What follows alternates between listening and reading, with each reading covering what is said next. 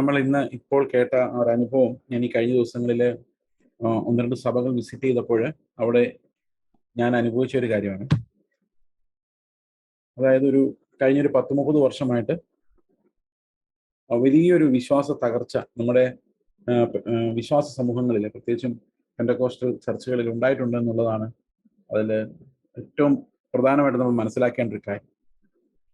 ഇത് എന്തുകൊണ്ട് ഇങ്ങനെ ഉണ്ടായെന്ന് വെച്ച് കഴിഞ്ഞാൽ, ശരിക്കും പറഞ്ഞാൽ അതിന് മാനുഷികമായ കാരണങ്ങളല്ല ഉള്ളതെന്നാണ് ഞാൻ വിശ്വസിക്കുന്നത്.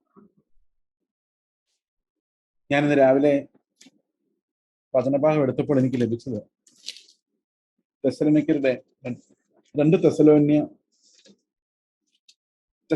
തെസ്സലോനിക്കർക്ക് എഴുതിയ 2-ാം ലേഖനം അതിൽ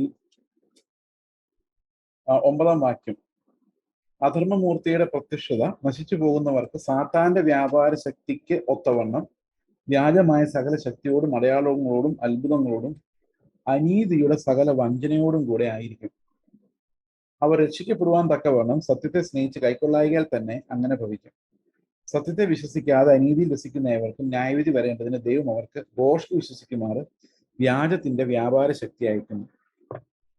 ഇത് ഞാൻ വായിച്ചുകൊണ്ടിരുന്നപ്പോഴാണ് പ്രിയ ആന്റി ആ സാക്ഷ്യം പറഞ്ഞത്.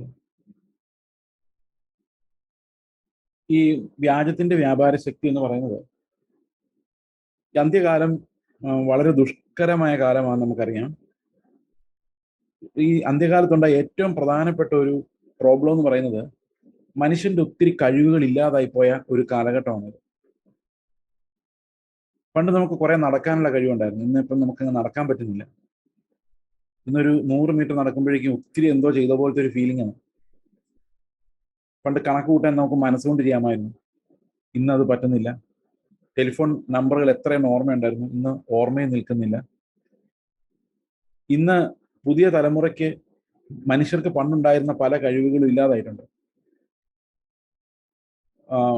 അത് എണ്ണി നോക്കിയാൽ എല്ലാം അതിൽ ഏറ്റവും പ്രധാനമായിട്ട് എന്നെ വേദനിപ്പിച്ചിട്ടുള്ളൊരു കാര്യം എന്ന് പറയുന്നത് അന്ത്യകാലത്ത് ഒരു വ്യാപാര ശക്തി അത് എന്ത് ചെയ്യുന്നു എന്ന് വെച്ച് കഴിഞ്ഞാൽ, നമുക്കൊരു സത്യം കേട്ടാൽ ആ സത്യത്തെ നമ്മുടെ ഹൃദയത്തിൽ ഹോൾഡ് ചെയ്യാനുള്ള കപ്പാസിറ്റി ഇല്ല. സത്യം കേൾക്കുന്നു, രസിക്കുന്നു, സ്തോത്രം പറയുന്നു, അടുത്ത പ്രസംഗം കേൾക്കുന്നു, രസിക്കുന്നു, സ്തോത്രം പറയുന്നു, jumping from one two another എന്നുള്ളതല്ലാതെ ഈ ട്രൂത്ത് മനസ്സിലായി കഴിയുമ്പോൾ അതിനെ എൻ്റെ മൈൻഡിൽ ഹോൾഡ് ചെയ്ത് വെക്കാൻ എനിക്ക് പറ്റുന്നില്ല. പണ്ട് കാലത്ത് നമ്മൾ സത്യം എന്ന് പറയുന്ന ഒരു കാര്യം വെളിപ്പെട്ട് വരുമ്പോൾ അതിനു വേണ്ടി ജീവിക്കാം എന്ന് നമ്മുടെ ഹൃദയത്തിൽ തോന്നുമായിരുന്നു. ഞങ്ങൾ വിശ്വാസം സ്വീകരിക്കുന്ന ഒരു കാലഘട്ടം അങ്ങനെയായിരുന്നു. എന്നാൽ ഇന്ന് ട്രൂത്ത് നമ്മുടെ ഹൃദയത്തിൽ ഹോൾഡ് ആകുന്നില്ല. നമ്മൾ പിള്ളേരുടെ മീറ്റിങ്ങിനാണ് കഴിഞ്ഞ ആഴ്ച ദിവസങ്ങളിൽ സംസാരിച്ചുകൊണ്ടിരുന്ന IPCയുടെ വളരെ അനുഗ്രഹമായിരുന്നു ദൈവത്തിന്റെ കൃപയാൽ ആ യോഗങ്ങളെല്ലാം. ശരിക്കും പറഞ്ഞാൽ കുറച്ചൊക്കെ മാറ്റങ്ങൾ ദൈവം പല സ്ഥലത്തും കൊണ്ടുവരുന്നുണ്ട് എന്ന് എനിക്ക് മനസ്സിലാക്കാൻ കഴിഞ്ഞു. അപ്പോ അവരെല്ലാം കേൾക്കുമ്പോൾ എല്ലാവർക്കും നല്ലപോലെ മനസ്സിലാവുന്നുണ്ട്. പക്ഷെ അത് കഴിഞ്ഞൊരു ചായ കുടിക്കുമ്പോഴേക്കും ഇത് അവരുടെ ഹൃദയത്തിൽ നിന്ന് പോവാം. കാരണം ആ കമ്പാർട്ട്മെന്റ് അവിടെ അടച്ചിട്ടാണ് അവർ അടുത്ത കമ്പാർട്ട്മെന്റിലേക്ക് പോകുന്നത്. ഇത് ശരിക്കും മാനുഷികമായ ഒരു പ്രോബ്ലം അല്ല. ഇവരാരും മനഃപൂർവ്വം ഇങ്ങനെ ചെയ്യുന്നതല്ല. ഇവരാരും ക്രിസ്തുവിനെതിരെ മനഃപൂർവ്വം നിൽക്കുന്നതല്ല. ഈ അന്ത്യകാലത്ത് ക്രിസ്തുവിനെതിരായ ഒരു വ്യാപാര ശക്തി മിക്കവാറും എല്ലായിടത്തും വ്യാപരിക്കുന്നുണ്ട്. അത് ഏറ്റവും കൂടുതൽ വ്യാപരിക്കാൻ സൗകര്യമുള്ളത് പെന്തക്കോസ്ത് സഭകളിലാണ്. കാരണം ആത്മാവ് എന്ന രീതിയിൽ നമ്മൾ പലപ്പോഴും അനുവദിക്കുന്നത് ലോകം വിളയാടാനാണ്. ലോകം ഈ സഭകളിൽ വിളയാടുന്ന ഒരു ദയനീയമായ കാഴ്ച പല സ്ഥലത്തും നമ്മൾ കാണുന്നുണ്ട്. ഈ വ്യാപാര ശക്തി എന്ന് പറയുന്നത് ഇപ്പൊ ഞാൻ സിസ്റ്റർ പറഞ്ഞ പോലെ ഞാൻ ഈ വചനം സംസാരിച്ചിങ്ങനെ, നിങ്ങൾ ആരെങ്കിലും യേശുവിന്റെ ക്രൂശിനെ കുറിച്ചും വർഷിപ്പിനെ കുറിച്ചും നിത്യതയെക്കുറിച്ചും ഒക്കെ സംസാരിച്ച് അവസാനിപ്പിക്കുമ്പം അത് കഴിഞ്ഞ് അവരൊരു ഒരു ഒരു കൺക്ലൂഷൻ ഉണ്ട്. ആ കൺക്ലൂഷൻ ആകുമ്പോഴേക്കും ഏതൊക്കെയോ കാര്യങ്ങളാണ് അവരുടെ ഹൃദയത്തിലേക്ക് പിന്നെ വരുന്നത്. ഇതെല്ലാം മാഞ്ഞു പോകും ആ കൺക്ലൂഷനോട് കൂടി. ആ ഒരു എക്സ്യൂബറന്റ് എന്താ എക്സ്റ്റസിയിലുള്ള ഒരു കൺക്ലൂഷനോട് കൂടി നമ്മൾ പറയുന്നതെല്ലാം ഈ വചനം എല്ലാം അവരിൽ നിന്ന് വിട്ടുപോകും. ഈ ഒരു വ്യാപാര ശക്തി പല സ്ഥലത്തും ഞാൻ നേരിട്ടിട്ടുണ്ട്. കാരണം ക്രിസ്തുവിൻ്റെതുപോലെ ഇരിക്കാത്ത, ദൈവത്തിന്റെ സ്വഭാവമില്ലാത്ത, ദൈവത്തിലേക്ക് നമ്മളെ അടുപ്പിക്കാത്ത, ഒരു ആത്മീയതയുടെ കൗണ്ടർ ഫീറ്റ് നമ്മുടെ ഇടയിലെല്ലാം വളരെയധികം വ്യാപരിച്ചിട്ടുണ്ട്. ഇന്ന് ഇത് വിവേചിച്ചറിയാൻ ആത്മാക്കളെ വിവേചിക്കുന്ന കൃപാവരമുള്ളവർ ഇല്ലാതെ പോകുന്നത് കൊണ്ട് ഒരു പ്രസംഗം കേട്ടാലോ, ഒരു ശുശ്രൂഷ അനുഭവിച്ചാലോ, ഒരു കൃപാവരത്തിന്റെ മുമ്പിൽ ഇരുന്നാലോ, ഒരു സഭയിൽ പോയി ഇരുന്നാലോ ഒന്നും നമുക്ക് വിവേചിക്കാൻ കഴിയുന്നില്ല. ഇനി വിവേചിച്ചാലും മനുഷ്യ സ്നേഹം ദൈവസ്നേഹത്തിന് മുൻപിൽ നിൽക്കുന്നത് കൊണ്ട് നമ്മൾ ഈ കാര്യങ്ങൾക്കെല്ലാം അടിമകളായി തുടരുകയാണ് ചെയ്യുന്നത്.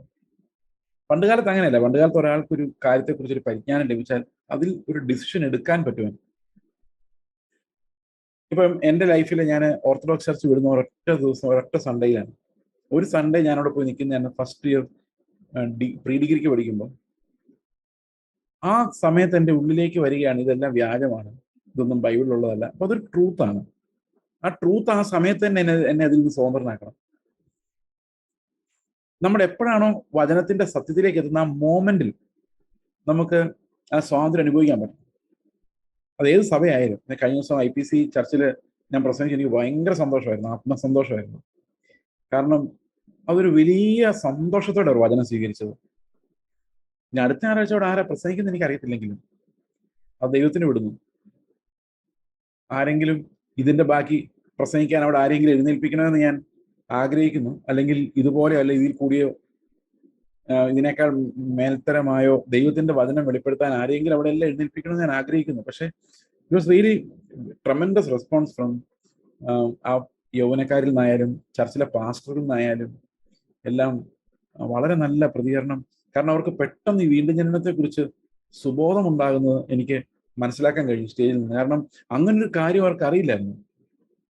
IPC ചർച്ചകളുടെ കാര്യമാണ് ഞാൻ ഈ പറയുന്നത്. ഏറ്റവും കൂടുതൽ വചനം കേൾക്കുന്നവരാണ് എൻ്റെ അനുഭവം. അപ്പോൾ പെന്തക്കോസ്റ്റ് ചർച്ചകളിൽ വചനം കേൾക്കുന്നവരും മാറുന്നവരൊക്കെ ഇഷ്ടംപോലെ ഉണ്ട്. നമുക്ക് എന്താ പറയുക, നമ്മുടെ ചർച്ചകൾ എല്ലായിടത്തും കൊണ്ട് ഇൻട്രൊഡ്യൂസ് ചെയ്യാവുന്ന ഒരു പദ്ധതിയും ഇല്ല. ദൈവത്തിന്റെ വചനം കേൾക്കുന്നവർ, ദൈവത്തിന്റെ വചനം മനസ്സിലാക്കുന്നവർ, ആ ഒരു വെളിച്ചത്തിലേക്ക് നീങ്ങുന്നവർ. ഇന്നലെ പ്രസംഗിച്ച് കഴിഞ്ഞപ്പോൾ ഒരു അമ്മച്ചി എൻ്റെ അടുത്ത് വന്നിട്ട് പറഞ്ഞു, പാസ്റ്ററെ ഇതൊന്ന് മരിക്കുന്നതിന് മുമ്പ് ഇതാണ് സത്യമെന്നൊന്ന് കേൾക്കണം, എവിടെന്നെങ്കിലും പുൾപിറ്റിൽ നിന്ന് കേൾക്കണമെന്ന് എനിക്ക് ആഗ്രഹം ഉണ്ടായിരുന്നു. ആരും എന്താ ഇത് പറയാത്തതെന്ന് ഞാനിങ്ങനെ വിചാരിച്ചുകൊണ്ടിരിക്കുകയായിരുന്നു. അപ്പോഴാണ് എനിക്കിത് കേൾക്കാൻ കഴിഞ്ഞത്. അപ്പൊ വീണ്ടും ജനിച്ച് ഒത്തിരി ആൾക്കാർ ഇങ്ങനെ ഞെരങ്ങിക്കൊണ്ട് ഇതിനുള്ളിലിരിക്കുമ്പോൾ ഈ സ്പിരിച്വൽ ബിസിനസ് വളർത്തിക്കൊണ്ട് പോകുന്ന ഒരു അന്ത്യകാല ആത്മാവിന്റെ വ്യാപാരം ഈ സഭകളെല്ലാം ബ്ലൈൻഡാക്കി വെച്ചിട്ടുണ്ട്. അതുകൊണ്ട് ഈ പ്രസംഗങ്ങൾ പൊതുവെ പറഞ്ഞു കഴിഞ്ഞാൽ എസ്റ്റാബ്ലിഷ്ഡ് ചർച്ചകൾക്കെല്ലാം ഭീഷണിയാണ്. കാരണം സ്പിരിച്വാലിറ്റി എപ്പോഴും ഉയർത്തി നിന്ന് വരുന്നതാണെങ്കിലും മതാത്മകത എപ്പോഴും മനുഷ്യന്റെ കൊമേഴ്സ്യൽ ഇൻട്രസ്റ്റുകളായിട്ട് ബന്ധപ്പെട്ട് കിടക്കുന്ന ഒരു കാര്യമാണ്. Every religion is linked with commercial interest. ഒരു ചർച്ച് പണിയണം, കെട്ടിടം പണിയാൻ പൈസ വേണം, അല്ലെങ്കിൽ ഒരു മിഷൻ പ്രോഗ്രാം നടത്തണം, അല്ലെങ്കിൽ ഒരു കഴിഞ്ഞ ദിവസം ആ പിള്ളേരുടെ ക്യാമ്പ് നടത്തിയതിന്റെ ചെലവ് 1,40,000 രൂപ 2 ദിവസം. പൈസ വേണം. അപ്പോൾ നമ്മൾ നടത്തുന്നത് ഓർഗനൈസ്ഡ് ആയിട്ടുള്ള പ്രോഗ്രാം നടത്തണമെങ്കിൽ പണം വേണം. അപ്പം ഈ ദൈവരാജ്യം സ്പ്രെഡ് ചെയ്യുന്നത് പണം കൊണ്ട്. നിങ്ങൾക്കറിയാമോ, കർത്താവ് മത്തായിയുടെ സുവിശേഷം 10-ാം അധ്യായത്തില് ഈ ദൈവത്തിന്റെ വ്യാപാര ശക്തി എങ്ങനെയാണ് വ്യത്യാസപ്പെട്ടിരിക്കുന്നത് നമുക്ക് നോക്കാം. മത്തായിയുടെ സുവിശേഷം 10-ാം അധ്യായത്തിൽ കർത്താവ് ശിഷ്യന്മാരെ അയക്കുമ്പോൾ പറയുന്നത് ഇങ്ങനെയാണ്.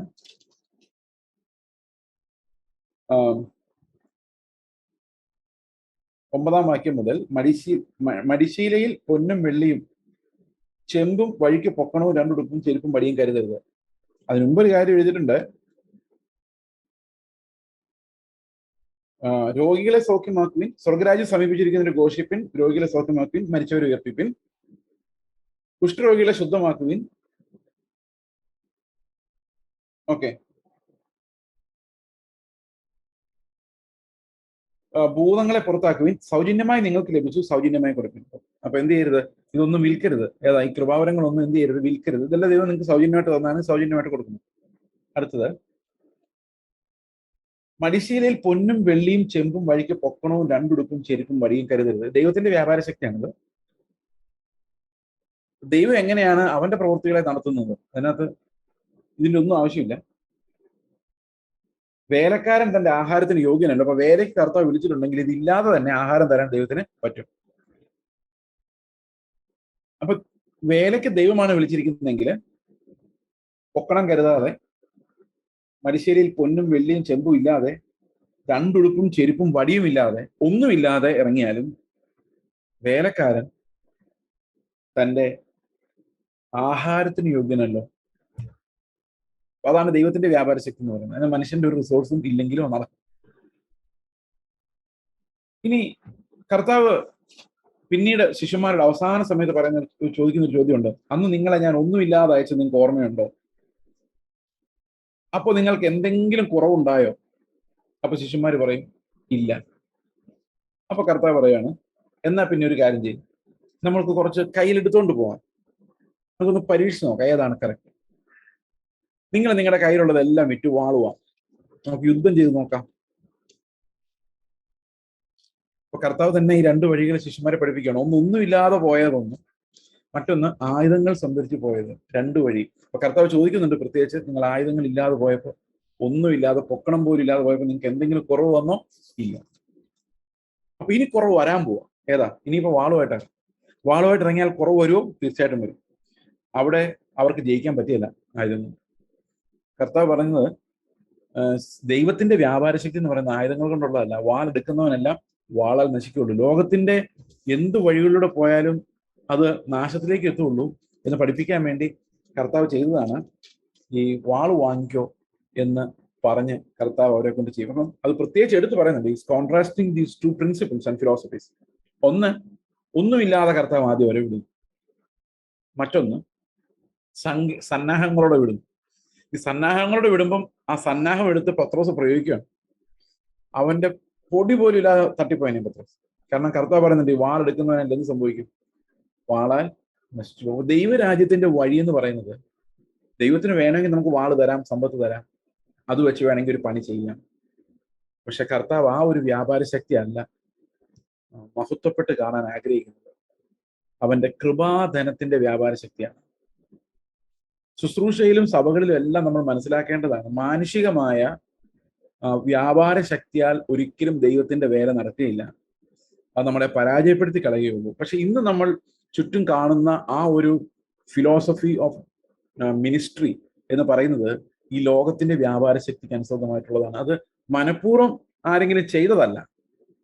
ആ അന്ത്യകാലത്തെ ആത്മാവിനെ വിവേചിക്കാതെ പോയി കുഴിയിൽ ചാടിയതാണ്. നമുക്ക് എല്ലാവർക്കും ആവശ്യങ്ങൾ ഉണ്ടായിരുന്നു. നമ്മളിൽ പലരും ദരിദ്രരായിരുന്നു. പെന്തക്കോസ്ത് ഉണർവൊക്കെ കേരളത്തിൽ വരുന്ന സമയത്ത് ഒത്തിരി ദാരിദ്ര്യം ഉണ്ടായിരുന്ന കാലമായിരുന്നു. അന്ന് ആഹാരത്തിന്റെ വകയില്ലായ്മ ഉണ്ടായിരുന്നു. അവിടെ യേശുക്രിസ്തു സ്നാനപ്പെട്ട് ആത്മാവിനെ പ്രാപിച്ച് മരുഭൂമിയിലേക്ക് ചെന്നപ്പോൾ അവന് വിശന്ന പോലെ ഒരു വിശപ്പിന്റെ നാളുകൾ ഇവിടെ ഉണ്ടായിരുന്നു. കർത്താവിന്റെ മുമ്പിൽ ഒരു ഓപ്ഷൻ ഉണ്ടായിരുന്നു, വേണമെങ്കിൽ കല്ലുകളെ ദിവ്യശക്തി ഉപയോഗിച്ച്, ആത്മശക്തി ഉപയോഗിച്ച് അപ്പമാക്കി ഭക്ഷിക്കാൻ. അതേ ഓപ്ഷൻ ഇവിടെ ഉണ്ടായിരുന്നു. പക്ഷെ നമ്മൾ എന്ത് ചെയ്തു? ലോകത്തിന്റെ വ്യാപാര ശക്തി തിരഞ്ഞെടുത്തു. എന്നാൽ കർത്താവ് എന്ത് ചെയ്തു? അപ്പം കൊണ്ട് മാത്രമല്ല ജീവിക്കുന്നതെന്നുള്ള ദൈവത്തിന്റെ വ്യാപാര ശക്തി. മടിശീല കൊണ്ടല്ല, പൊന്നുകൊണ്ടല്ല, വെള്ളി കൊണ്ടല്ല, ദൈവത്തിന്റെ ആത്മാവിനാൽ തന്നെ, ദൈവത്തിന്റെ വചനത്താൽ തന്നെ എന്ന് പറയുന്ന ആ ഒരു ദൈവാത്മാവിന്റെ വ്യാപാര ശക്തി. ഇത് ഭയങ്കര പാടാണ് ഈ അന്ത്യകാലത്ത്. അത് രണ്ടും വേർതിരിച്ചറിയാൻ തന്നെ പ്രയാസമാണ്. വേർതിരിച്ചറിഞ്ഞാലും നമുക്ക് ദൈവത്തിന്റെ വ്യാപാര ശക്തിയിലുള്ള ഒരു ശുശ്രൂഷയിലേക്ക് കടന്നു പോകാൻ ഭയങ്കര പാടാണ്. അത് ദൈവത്താൽ മാത്രമേ സാധിക്കുകയുള്ളൂ. മാനുഷികമായ ആയുധങ്ങളില്ലാത്ത ഒരു ശുശ്രൂഷ നമ്മളിൽ ഉണ്ടാകണമെങ്കിൽ അത് ദൈവത്താൽ മാത്രമേ കഴിയൂ. തെസ്സലോനിക്കരുടെ ലേഖനം നമ്മൾ വായിക്കുമ്പോൾ ഈ രണ്ട് വ്യവസ്ഥകൾ, അതായത് ഇന്ന് സഭകളിൽ വ്യാപരിക്കുന്ന വ്യവസ്ഥക്കെതിരെ നിന്ന് കഴിഞ്ഞാൽ നമ്മുടെ പൊടി പോലും കാണുന്നില്ല. കാരണം പള്ളികളിൽ നിങ്ങളെ വിസ്തരിക്കുകയും നിങ്ങളെ പുറത്താക്കുകയും നിങ്ങളെ കൊന്നുകളയുകയും ചെയ്യും. കാരണം എതിരാളികൾ എന്ന് പറയുന്നത് മനുഷ്യരല്ല. എതിരാളി എന്ന് പറയുന്ന അന്ത്യകാലത്ത് ആ മനുഷ്യരെ നടത്തുന്ന തത്വചിന്തയാണ്, ഫിലോസഫിയാണ്. നമ്മൾ എഫ് ലേഖനത്തിൽ ആത്മീക പോരാട്ടത്തെക്കുറിച്ച് പറഞ്ഞപ്പോൾ പറഞ്ഞൊരു കാര്യമാണ്, നമുക്ക് പോരാട്ടമുള്ളത് ജഡരക്തങ്ങളോടല്ല, വാഴ്ചകളുടെ അധികാരങ്ങളോടും ഒക്കെയാണ്. ആ വാഴ്ചകളുടെ അധികാരങ്ങൾ എന്താ ചെയ്യുന്നതെന്ന് വെച്ച് കഴിഞ്ഞാൽ നമ്മുടെ മുമ്പിൽ ഇങ്ങനെ വടിയും കോലുമായിട്ട് നിന്നിട്ട് നമ്മൾ ശ്വാസിച്ച് കളയാൻ വേണ്ടി ഇങ്ങനെ മുമ്പിൽ നിൽക്കുമല്ല. അവൻ അനുസരണക്കേടിന്റെ മക്കളിൽ ഇപ്പോൾ വ്യാപരിക്കുന്ന, നമ്മൾ ഒരു കാലത്ത് അനുസരിച്ച് നടന്നുകൊണ്ടിരുന്ന ആ വ്യാപാര ശക്തിയിൽ നമ്മളെ കുരുക്കുകയാണ് ചെയ്യുന്നത്. അപ്പോൾ ഈ ഒരു വ്യാപാര ശക്തിക്കെതിരെയുള്ള പോരാട്ടം കോംപ്രമൈസ് ചെയ്തുകൊണ്ട് സാധിക്കില്ല. ജീവൻ പോയാൽ പോട്ടെ എന്ന് വെച്ചുകൊണ്ടേ മാത്രമേ ഇതിനെതിരെ യുദ്ധം ചെയ്യാൻ സാധിക്കുള്ളൂ. കാരണം it's a power beyond our reach. ദൈവത്തിന് മാത്രമേ. പിന്നെ അന്ത്യകാലത്ത് വേറൊരു കാര്യമുണ്ട്.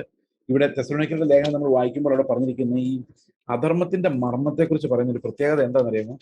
അത് അന്ത്യകാലമാകുമ്പോൾ എന്ത് ചെയ്യുന്നു വെച്ച് കഴിഞ്ഞാൽ അത് പൂർവാധികം ശക്തി പ്രാപിക്കുകയും, ഇന്നിപ്പം മാർമികമായി രഹസ്യമായിരിക്കുന്ന കാര്യങ്ങൾ, ഒരു മിനിറ്റ്, ഓക്കെ, അധർമ്മമൂർത്തിയുടെ പ്രത്യക്ഷത നശിച്ചു പോകുന്നവർക്ക് എങ്ങനെയായിരിക്കും? അധർമ്മമൂർത്തിയുടെ പ്രത്യക്ഷത നശിച്ചു പോകുന്നവർക്ക് സാത്താന്റെ വ്യാപാര ശക്തിക്കൊത്തവണ്ണം വ്യാജമായ സകല ശക്തിയോടും അടയാളങ്ങളോടും അത്ഭുതങ്ങളോടും അനീതിയുടെ സകല വഞ്ചനയോടും കൂടിയായിരിക്കും. അതെപ്പോഴാണ് ഈ പ്രത്യക്ഷത വരുന്നത്? അതിന്റെ മർമ്മം ഇപ്പോഴേ ഉണ്ട്. ഈ മർമ്മം അതിനു മുമ്പ് പറഞ്ഞിട്ടുണ്ട്, ആ മർമ്മം ഇപ്പോഴും വ്യാപരിക്കുന്നുണ്ട്. ഈ അനീതിയുടെ മർമ്മം, അത്യാഗ്രഹത്തിന്റെ, ലോകത്തിന്റെ വ്യാപാരങ്ങളുടെ മർമ്മം. ഈ വ്യാപാരത്തിന്റെ ക്ലൈമാക്സ് ആണ് നമ്മൾ വെളിപ്പാട് പുസ്തകത്തിൽ കാണുന്നത്. മഹദിയാം ബാബിലോൺ, സകല മ്ലേച്ഛതകളുടെയും മാതാവ് എന്ന് പറഞ്ഞ് നമ്മൾ കാണുന്ന മനുഷ്യനിർമ്മിതമായ ആ വ്യവസ്ഥയാണ് ഇന്ന് ഈ സഭകളിലെല്ലാം വാഴുന്നത്. കർത്താവല്ല സഭകളുടെ തലയായിരിക്കുന്നത്. നിങ്ങൾക്കറിയാമോ, ഞാനിത് ഇത്തിരി കടത്തിയ ഒരു കാര്യം പറയാം. ഇപ്പം for example assembly of God അല്ലെങ്കിൽ IPC, നമ്മൾ അവരുടെ കാര്യം പറയേണ്ട കാര്യമില്ല. എങ്കിലും അതിനകത്ത് എങ്ങനെയാണ് ഈ ലോകം വ്യാപരിക്കുന്നത് വെച്ച് കഴിഞ്ഞാൽ, ഞാൻ അനേകം പെന്തക്കോസ്റ്റൽ ചർച്ചുകളിൽ പോയിട്ടുണ്ട്. അവിടെ എല്ലാം വചനം സംസാരിക്കും. എനിക്ക് മനസ്സിലായിട്ടുള്ളൊരു കാര്യം, ഇവരുടെ സെൻട്രൽ ലീഡർഷിപ്പോ എലക്ഷനോ നടന്നാലും നടന്നില്ലെങ്കിലും ഈ ലോക്കൽ സഭയ്ക്ക് യാതൊരു വ്യത്യാസവും അവരെ ഇത് ബാധിക്കുന്നൊന്നുമില്ല. പക്ഷെ എങ്ങനെയോ ഒരു ഫീലിംഗ് കിട്ടുവാണ്, ഇതെല്ലാം കൂടെ ഉണ്ടെങ്കിലേ നമ്മൾ നേരെ നടക്കുകയുള്ളൂ. അപ്പോൾ ലോകത്തിന്റെ ഒരു വ്യാപാര ശക്തിയും ഒരു വ്യവസ്ഥയും ഈ സഭയ്ക്കകത്തേക്ക് നമ്മൾ കടത്തി വിടുകയാണ്. കാരണം നമ്മൾ വിചാരിക്കുക എല്ലാം ഉചിതമായും ക്രമമായും നടക്കണമെങ്കിൽ ഈ ഒരു വ്യവസ്ഥ വേണം എന്ന് ചിന്തിക്കുകയാണ്. ഓക്കെ, അപ്പോൾ ഇവിടെ പറഞ്ഞിരിക്കുന്നത് അനീതിയുടെ സകല വഞ്ചനയോടും കൂടിയായിരിക്കും അവർ രക്ഷിക്കപ്പെടുവാൻ തക്കവണ്ണം സത്യത്തെ സ്നേഹിച്ച് കൈക്കൊള്ളായികയാൽ തന്നെ അങ്ങനെ ഭവിക്കും. പണ്ട് ഒരാൾ പറഞ്ഞാണ്, ഇവരെയൊക്കെ പ്രസംഗിക്കാൻ വിളിക്കണം എന്ന് എനിക്ക് ആഗ്രഹമുണ്ട്, പക്ഷെ വിളിച്ചു കഴിഞ്ഞാൽ പിന്നെ വലിയ പാടാണ്. ഇവരങ്ങ് പോയി കഴിഞ്ഞാൽ പിന്നെ നമുക്ക് പ്രസംഗിച്ച് മുമ്പോട്ട് പോകാൻ പറ്റില്ല. കാരണം ആൾക്കാർ തിരിഞ്ഞു പോയി കഴിഞ്ഞാൽ പിന്നെ ഈ പരിപാടി നടക്കുകയല്ലെന്ന് ഒരു പാസ്റ്റർ പറഞ്ഞതാണ്. അതായത് they know the truth, they don't want the people to know the truth. അവർക്കറിയാം ഞങ്ങൾ ചെയ്യുന്നതിനകത്ത് വ്യാജമുണ്ടെന്ന്. പക്ഷേ ഈ വ്യാജത്തിൽ നീ ആൾക്കാർ രക്ഷപ്പെട്ടു കഴിഞ്ഞാൽ അവർ ഇന്ന് എന്ത് വ്യാപാരത്താൽ ആ കച്ചവടം ചെയ്യുന്നോ ആ കച്ചവടം തുടർന്നു പോകാൻ അവരെ കൊണ്ട് കഴിയില്ല. ഞാനിത് എന്ന് തിരിച്ചറിഞ്ഞുകൊണ്ട് അവര് വേണ്ട എന്ന് വെക്കുകയാണെന്ന് എൻ്റെ ഒരു സുഹൃത്തിനോട് ഒരു പാസ്റ്റർ പറഞ്ഞതാണ്. ഐ നോ ഇതാണ് സത്യം എന്നറിയാം, പക്ഷെ ഇവരെയൊക്കെ കയറ്റിക്കഴിഞ്ഞാൽ, എന്നെ മാത്രം ഉദ്ദേശമല്ല കേട്ടോ പറഞ്ഞു, വേറെ 2-3 പേരെയൊക്കെ പേര് പറഞ്ഞിട്ടാ പറഞ്ഞത്, ഇവരെയൊക്കെ കയറ്റിക്കഴിഞ്ഞാൽ പിന്നെ ഈ സഭ കൊണ്ടുപോകാൻ പറ്റിയല്ല. കാരണം പരിപാടികളൊന്നും നടക്കാതെ വരും.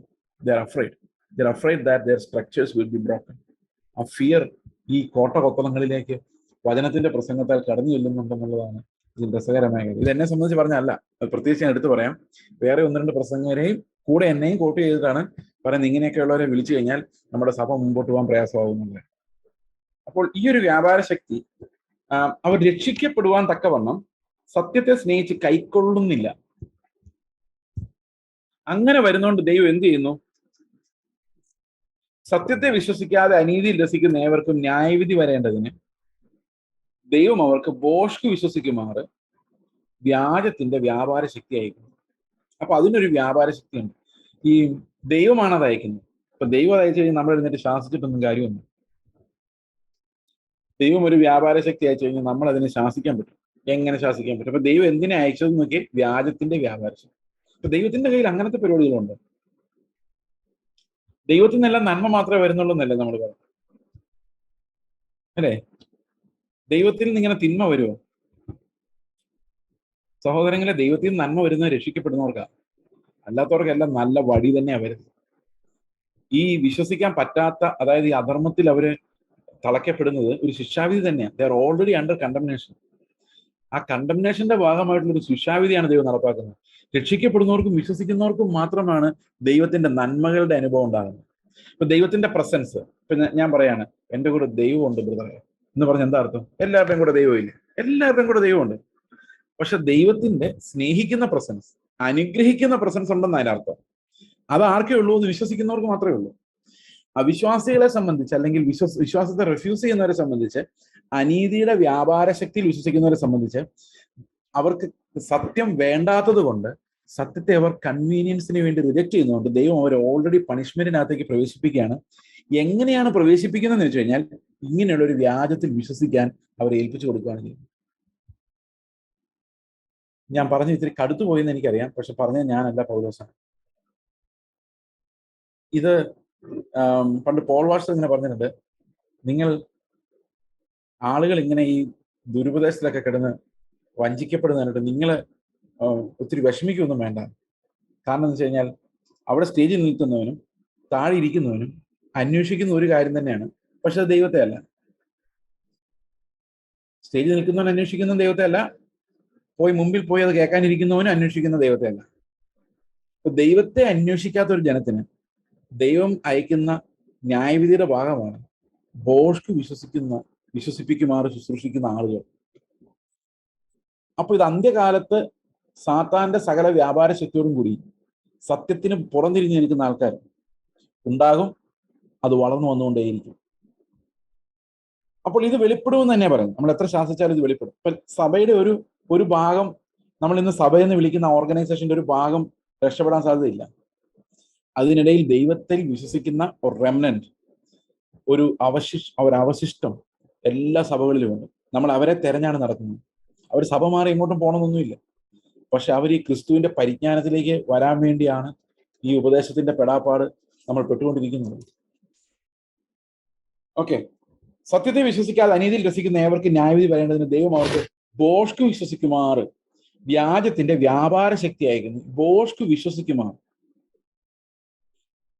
അപ്പോൾ എന്തെങ്കിലുമൊക്കെ വ്യാപാരം അവിടെ നടക്കും കേട്ടോ, അല്ലെങ്കിൽ ഇത്ര ആൾക്കാർ പോകില്ല. അതായത് ഇപ്പൊ നിങ്ങൾ എവിടെ ചെന്ന് നോക്കിയാൽ എന്തെങ്കിലുമൊക്കെ ഒരു വ്യാപാരം അവിടെ നടക്കുന്നുണ്ട്. നിങ്ങൾ 10% അങ്ങോട്ട് കൊടുത്തു കഴിഞ്ഞാൽ വെറുതെ അല്ല, എന്തെങ്കിലുമൊക്കെ പരിപാടി നടക്കുന്നുണ്ട്. ആ വ്യാപാരം അവിടെ നടക്കുന്നുണ്ട്.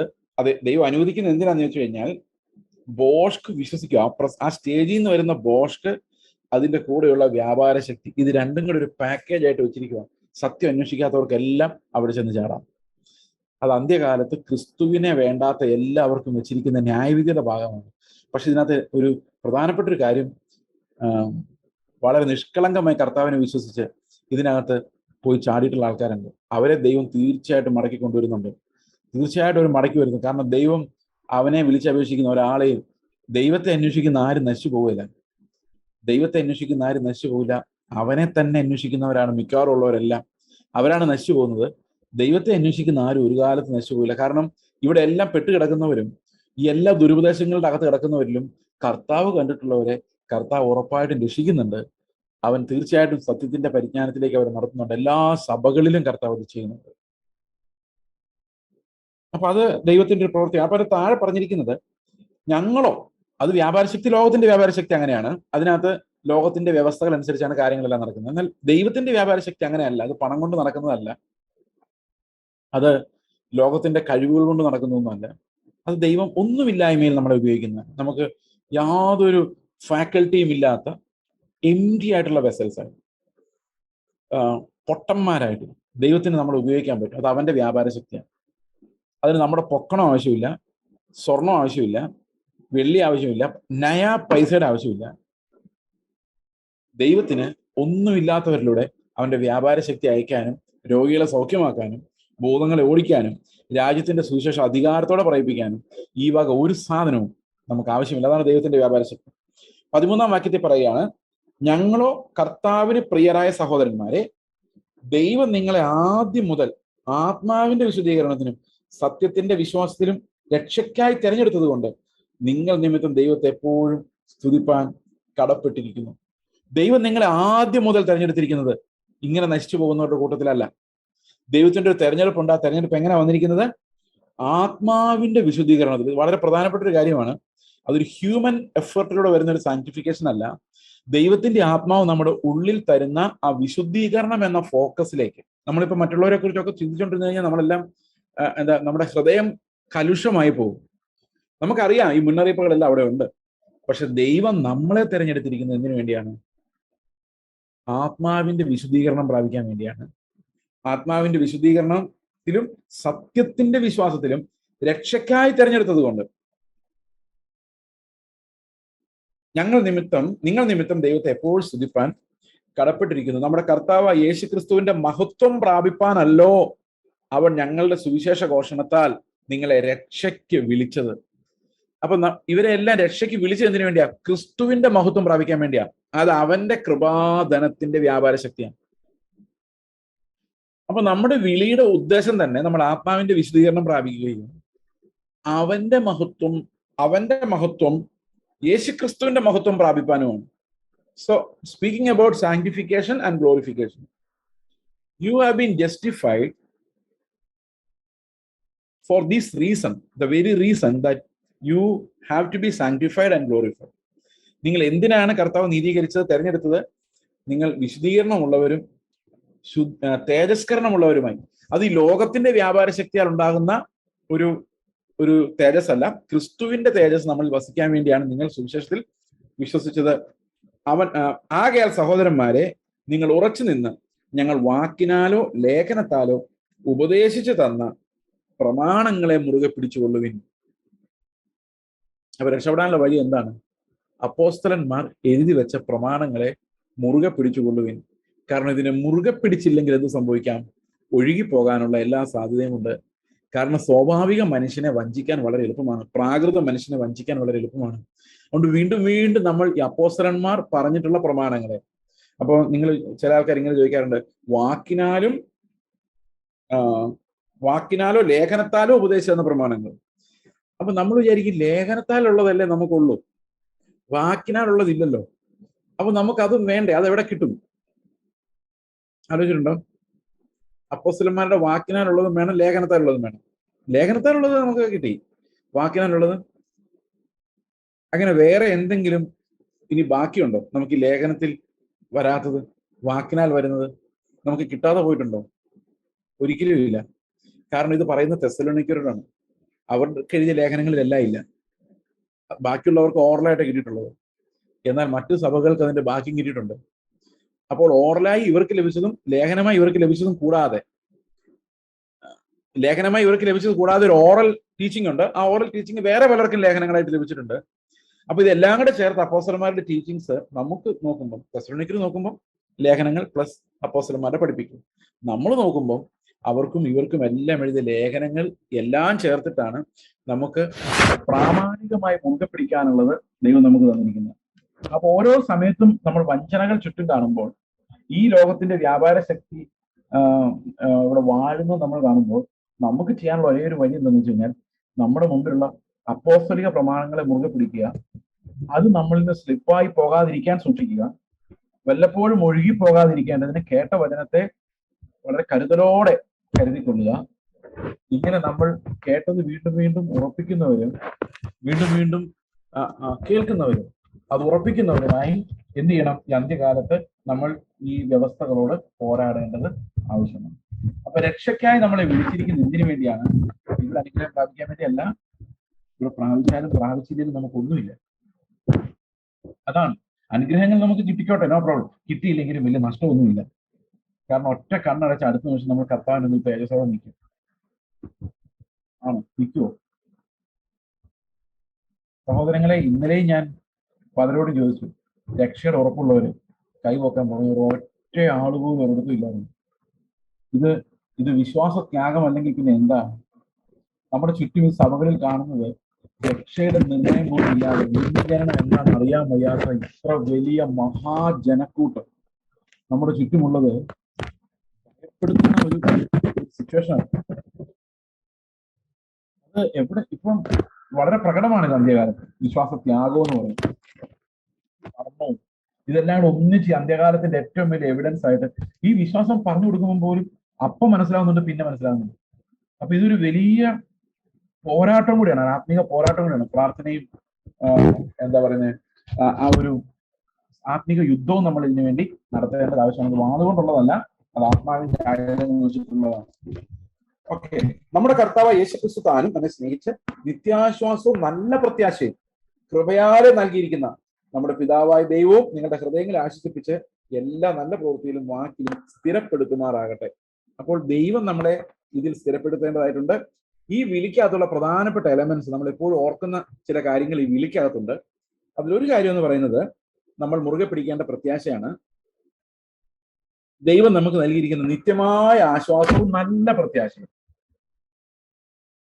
നമ്മുടെ ഹൃദയം ശരിക്കും കർത്താവിൽ ആശ്വസിക്കുന്നുണ്ട്. എന്തുമാത്രം ട്രബിൾസ് ആണ് ലോകത്തിലുള്ളത്, നമ്മുടെ ലൈഫിലുള്ളത്. നേരത്തെ സിസ്റ്റർ പറഞ്ഞ പോലെ ആരുടെ ലൈഫ് നോക്കിയാലും സ്ട്രഗിൾസ് ഇല്ലാതില്ല. ഞാൻ എപ്പോഴും ചിന്തിച്ചിട്ടുണ്ട് എന്റെ ലൈഫിൽ സ്ട്രഗിൾസ് ഒത്തിരി കുറവാണ്. അത് എനിക്ക് തോന്നുന്നതായിരിക്കാം. പക്ഷെ എല്ലാവർക്കും ഉണ്ട് സ്ട്രഗിൾസ് ഇല്ലാതിരിക്കുന്നു. ഞങ്ങളുടെ ലൈഫിലും മാനുഷികമായിട്ട് നോക്കിയാൽ ഭയങ്കരമായ സ്ട്രഗിളിലൂടെ പോയിട്ടില്ലേ? ഉണ്ട്. ദാരിദ്ര്യം, അതുപോലെ ഞങ്ങളുടെ സ്വന്തം കുഞ്ഞിന്റെ മരണം, ഇത് ഞങ്ങൾ ഒത്തിരി കടന്നു പോയിട്ടുണ്ട്. പക്ഷെ ദൈവത്തിന്റെ കൃപ എന്ന് പറയുന്നത് നമ്മൾ നോക്കിക്കഴിയുമ്പോൾ ഇതെല്ലാം വളരെ ലൈറ്റായിട്ടാണ് തോന്നുന്നത്. കാരണം ഒന്നും അല്ല. ഈ പറയുന്ന കഷ്ടങ്ങളൊക്കെ നാമമാത്രമാണ്, നിസ്സാരമാണ്, കുറച്ചു നേരത്തേക്കുള്ളതാണ്. ഇതിപ്പോ ജയിച്ചാലും തോറ്റാലും നമുക്കൊന്നുമില്ല. We will in one moment stand before him. അവന്റെ മുമ്പിൽ നമ്മൾ നിൽക്കും, അല്ലെ? ഞാൻ കഴിഞ്ഞ ദിവസം ഒരാളോട് പറഞ്ഞാണ്, ക്യാൻസർ സൗഖ്യപ്പെട്ടവരായി നരകത്തിൽ പോകുന്നതിനേക്കാളും നല്ലത് ക്യാൻസർ ഉള്ളവനായി സ്വർഗത്തിൽ പോകുന്നത് എന്ന് പറഞ്ഞാൽ ആണോ? ശരിയാണോ?